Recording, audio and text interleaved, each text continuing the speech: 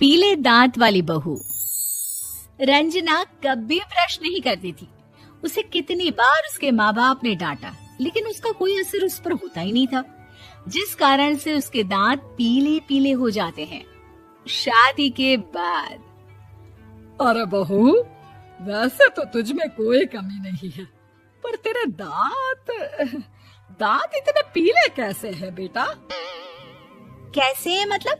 कोई सर्जरी थोड़ी ना कराइए। वो तो क्या नाम, मैं ब्रश नहीं करती थी तो पीले हो गए। अब क्या करूं? आप कहे तो लाल करवा लूं या फिर काले? यार ये क्या है, क्यों माँ से लड़ रही हो? लड़ रही हूँ? अरे मैं लड़ रही हूँ या ये बोल रही है कि दांत पीले हैं, पीले। अरे तपस्या थोड़ी ना की है इन्हें पीले करने के लिए। बकायदा ब्रश नहीं किया है 20 साल तक, तब जाकर। छी, कैसी बात कर रही हो? ये उस वक्त तो पीले नहीं थे जब हम लोग तुम्हें देखने आए थे।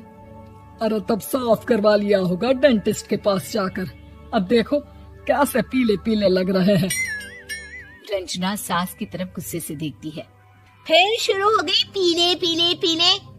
अरे पीले तो तब भी थे जब मेरे हाथ का रसगुल्ला उड़ा उड़ा कर खा रही थी और बोल रही थी, लड़की नहीं गुणों का खजाना दे रहे भाई साहब आप। खैर, अब वो लोग करते भी तो क्या करते, पीले दांत वाली बहू पल्ले पड़ी थी तो झेलना तो था ही। एक दिन कीर्तन में रंजना गाना गा रही थी।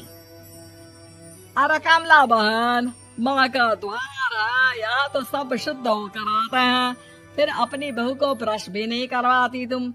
दूर से पीले पीले दांत भक्ति में बाधा उत्पन्न कर रहा है। अरे कोई 2 साल की बच्ची थोड़ी ना लेकर आई हूँ मैं बहू बनाकर। अच्छी खासी लड़की है, अरे कैसे करवाऊं ब्रश?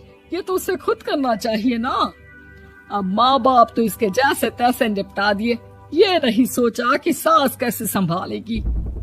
सास बहू को लेकर घर आ जाती है, लेकिन सोच लेती है कि अब इसे लेकर कहीं नहीं जाएगी। अगले रोज बहू कहती है, अरे क्या हो गया, मंदिर नहीं जाना क्या? कीर्तन का वक्त हो रहा है। मेरी मधुर वाणी से कान्हा जी जागते हैं और सोते हैं। आप तो जानती है ना उनकी भक्ति में कितना मन लगता है मेरा। वो क्या है ना, तबीयत ठीक नहीं लग रही है मेरी, आराम करूंगी मैं। तबीयत ठीक नहीं लग रही? अभी तो मिथुन के गाने पर नाच रही थी आप, और अब बोल रही है कि तबीयत ठीक नहीं लग रही। अरे भक्ति में मन लगा लो सासू माँ, ऊपर जाना है, क्या मुंह दिखाओगी आप? हाँ? सास को बहू की बात पर गुस्सा आ जाता है। मैं क्या मुंह दिखाऊंगी, इसकी चिंता तो ना कर, समझी? अपने मुंह की चिंता कर, जो ये पीले पीले दांत लेकर हर जगह पहुंच जाती है। पता है लोग कितना मजाक बनाते हैं। ना जी ना, मैं नहीं जाना कहीं तेरे साथ। तो ये बात है। कोई ना, मत जाओ, मैं अपने कमरे में ही बैठकर भक्ति कर लूंगी। ऊपर वाला दांत थोड़ी ना देखता है, मन देखता है, भावना देखता है।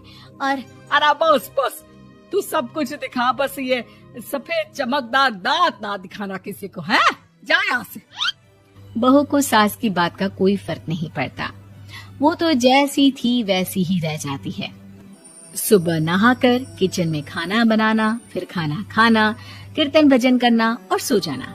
एक दिन, माँ जी मैं सहेली के घर जा रही हूँ, शाम को लेट आऊंगी। हाँ हाँ तो जाना, मैंने कौन सा तेरी आरती करनी है घर पर बैठकर। रंजना सहेली के घर जाती है, जहाँ वो पार्टी में जाने की तैयारी कर रही होती है। अरे शिखा, कहाँ जाने की तैयारी कर रही है? मैं गलत वक्त पर आ गई क्या? अरे नहीं यार, उल्टा सही वक्त पर आई है। मैंने ये साड़ी और ज्वेलरी निकाली है यार, शाम को इनके ऑफिस की एक पार्टी में जाना है। बताना कैसा लग रहा है ये सब? नहीं यार, इस ड्रेस के साथ तो वो वाली ज्वेलरी अच्छी लगेगी। हाँ हाँ सही बोल रही है, मैंने ध्यान ही नहीं दिया। वैसे तो हमेशा से मस्त फैशन सेंस रखती है। तो बड़ा जाती होगी ना पति के साथ पार्टी में। रंजना कुछ नहीं बोलती, बस सोचती है कि यार काश ये बात सही हो जाती, पर मैं क्यों नहीं जाती पार्टी में? क्या इन लोगों की कोई पार्टी होती नहीं होगी? रंजना घर आती है और रात में पति से सवाल करती है, एक बात बताइए, आप मुझे किसी पार्टी में क्यों नहीं ले जाते? क्या आपकी यहाँ ऑफिस में पार्टी नहीं होती? पति बेचारा